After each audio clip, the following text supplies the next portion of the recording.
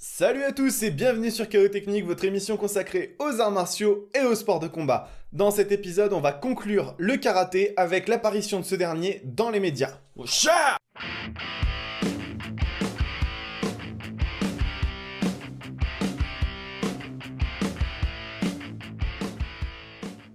Eh bien ça y est, c'est terminé le karaté avec cette dernière partie sur les médias. Bravo Arthur! Bravo! Bravo! Le karaté fait partie de ces arts martiaux qui ont le plus inspiré les médias. Et donc du coup, on va diviser cet épisode en 4 parties.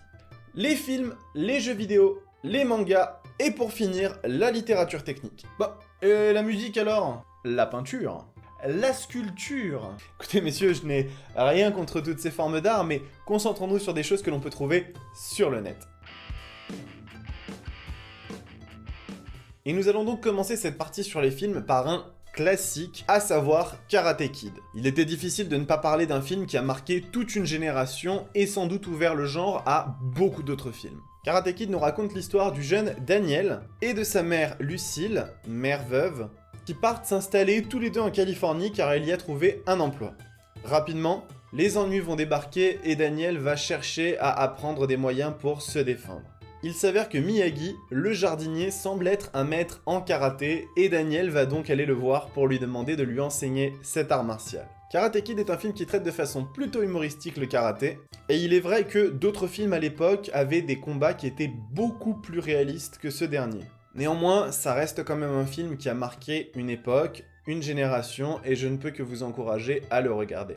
Je n'évoquerai pas le remake de 2010, réalisé par Harald Zwart et mettant en scène Jaden Smith, le fils de Will Smith. Plaît-il? Ben rien que le canal, plaît-il. Et pourquoi je ne l'évoquerai pas, vous allez me dire? Eh bien tout simplement parce qu'un film qui s'appelle Karate Kid et qui parle d'un enfant qui apprend le kung-fu, ça me semble quand même un peu capillotracté. Eh mais ce serait pas de la discrimination ce que tu fais là? Et je vote coupable! La discrimination envers les gens qui n'ont pas de cerveau, ça me semble quand même être indispensable. Nous allons maintenant parler d'un film beaucoup plus sérieux et également très intéressant qui n'a pas été très connu du grand public. Il s'agit de Black Belt ou Kurohoni dans son titre japonais, réalisé en 2007 par Shunichi Nagasaki. Le film nous raconte l'histoire de 3 karatékas qui s'entraînent avec leur maître dans un dojo isolé en plein milieu de la forêt. L'armée impériale japonaise va venir pour réquisitionner le dojo et les ennuis vont rapidement arriver. Le film va suivre la séparation de ces 3 protagonistes et leur avancée dans la vie, jusqu'à ce qu'ils se retrouvent à la fin pour le dénouement. Ce film est intéressant pour plusieurs aspects. Il s'agit en premier temps d'un film historique, et il est également très intéressant car les acteurs qui ont été choisis sont de véritables pratiquants de karaté, très haut gradés. Le film utilise très peu d'effets spéciaux et les combats sont très réalistes, ce qui lui donne un cachet très sympa. C'est un film que je vous invite à voir, aussi bien en tant que pratiquant d'arts martiaux que d'amateur de films d'action, car il fait partie de ces films qui pour moi méritent vraiment la peine d'être regardés.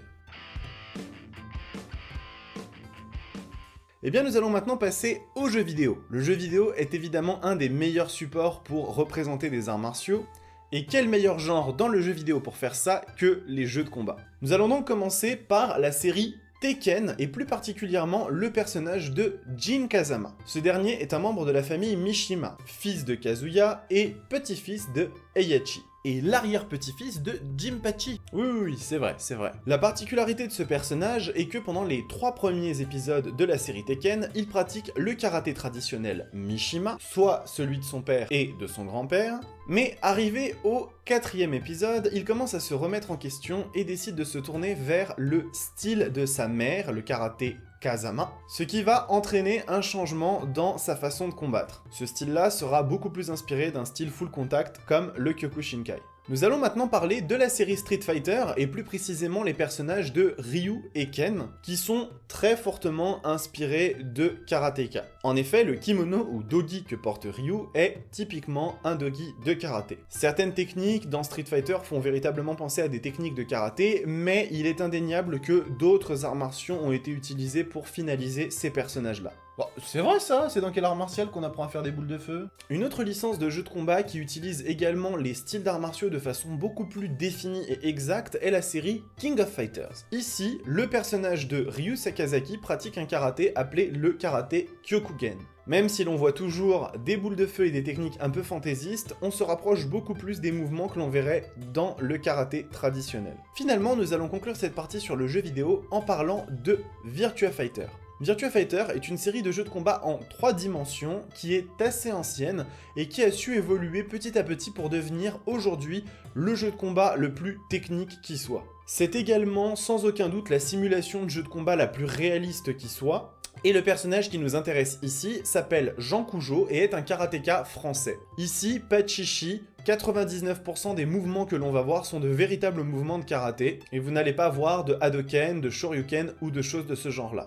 J'oubliais, il y en a quand même 3 qui méritent le détour. Je ne pouvais pas terminer cette partie sans vous citer Karate Champ et Karateka, qui sont 2 des jeux qui ont fondé le genre du jeu de combat. En effet, réalisés entre 1984 et 1987, ces 2 jeux prédatent de Street Fighter. Et bien évidemment, il fallait que je termine cette partie par le célébrissime Bikini Karate Babes.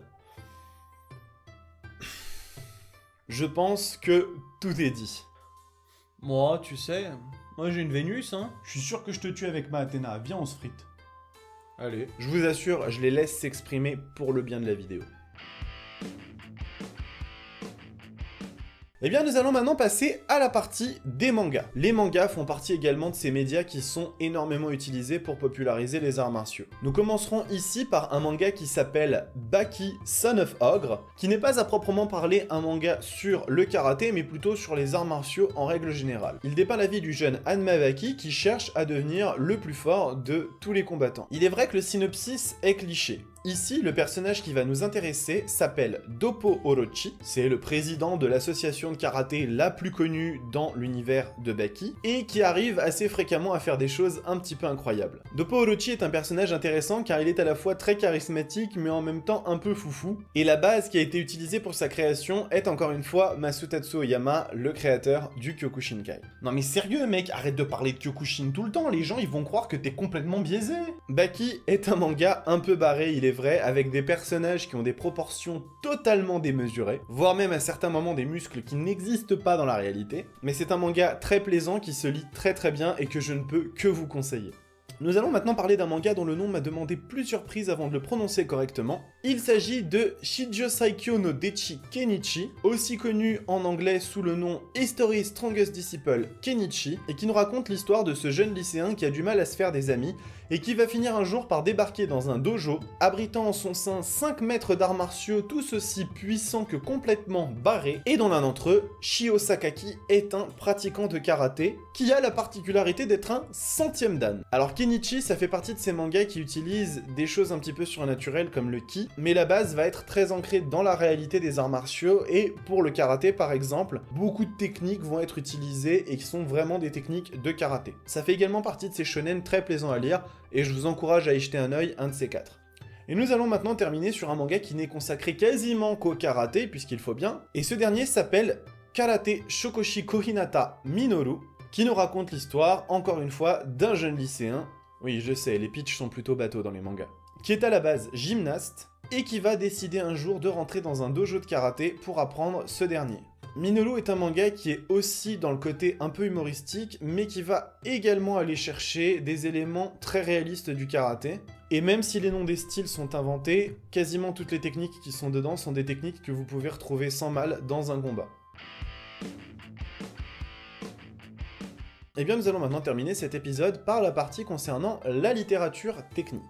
La plupart des ouvrages qui sont ici, je ne les ai pas personnellement lus, ce sont des recherches que j'ai faites sur des choses qui pourraient être les plus recommandables, on va dire, pour un pratiquant d'arts martiaux. On va donc commencer avec 2 livres écrits par Gichin Funakoshi, le fondateur du style Shotokan. Il va s'agir de Karaté-do, ma voix, ma vie, et l'essence du karaté. Je pense qu'on peut dire sans trop se tromper qu'un livre écrit par un des fondateurs du karaté ne sera jamais une mauvaise lecture. Nous passons maintenant à Masutatsu Oyama, le fondateur du Kyokushinkai, qui a également écrit 2 livres qui sont une bible pour les pratiquants de ce style, à savoir Vital Karate et This is Karate, qui sont ces 2 œuvres majeures dans la matière.